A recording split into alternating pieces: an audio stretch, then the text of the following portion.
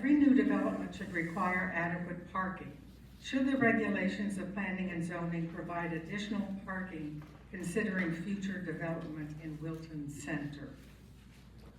Well, we're sort of landlocked in Wilton Center, and we have a beautiful river that flows through it. So I do think that, you know, we've been subject to, you know, the postage stamp that we have downtown. So I do think that the Kimco property and the redevelopment of that has some significant parking plan for it.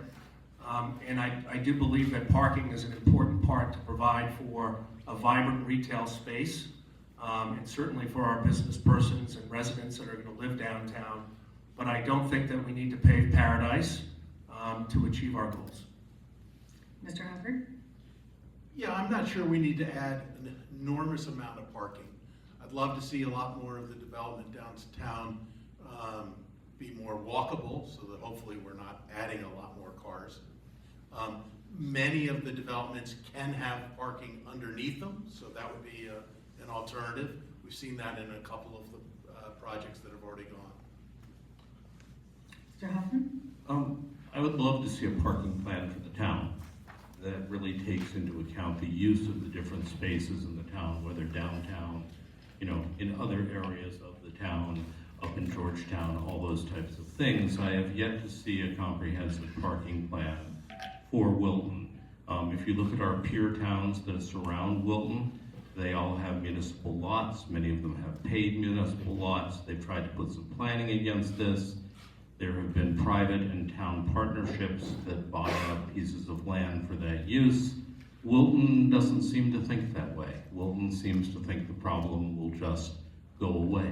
I'm less concerned about the, you know, doesn't a particular apartment building have, you know, 22 or 24 parking spaces?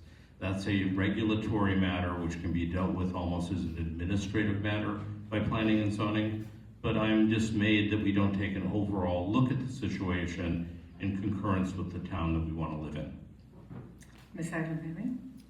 I would agree with Ken and with Colin as well. I don't necessarily think, as Colin put it so nicely, we're not looking to pave paradise to make, you know, additional space. I think one of the things that I've heard from community members while canvassing is a need for walkability, as Ken referenced.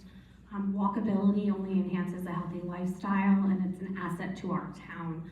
Connecting trails and ensuring, you know, the median income housing does have access to transportation is very important as well. Thank you. Ms. Ritz?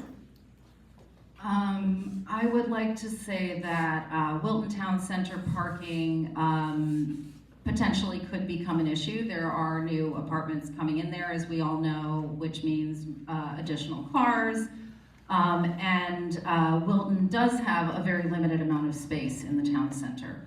So thinking creatively about how to restructure underutilized spaces within town center could benefit our overall plan for that area and how traffic impacts and parking impacts the town center.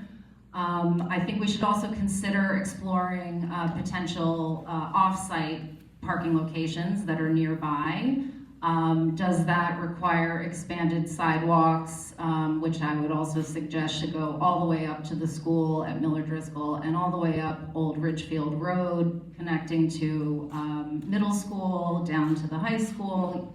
I'd also like, just while I'm throwing these out, I'd also like Route 7 to have bike lanes so that we can have more people that are living potentially in the apartments that are coming around town or on Route 7, bike on the bike lanes down to ASML on Route 7 and go directly to work rather than using a car.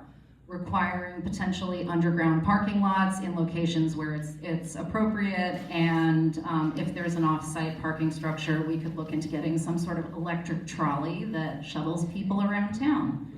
It would be cute and it would match Wilton's overall vibe.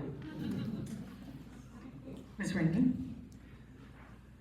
Well, I don't have all the answers of how we're going to solve Wilton's parking issues, which I think in town center are really going to come into view once the apartment just across here and the Kimco development start renting out.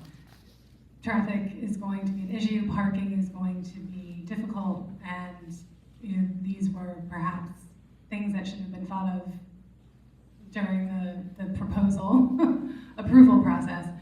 I will say that adding the bridge from the train station to Merwin Meadows has been amazing. That has I'm a runner, you may have seen me running around town, but that has drastically improved the walkability of Wilton and has connected our train station to our town center.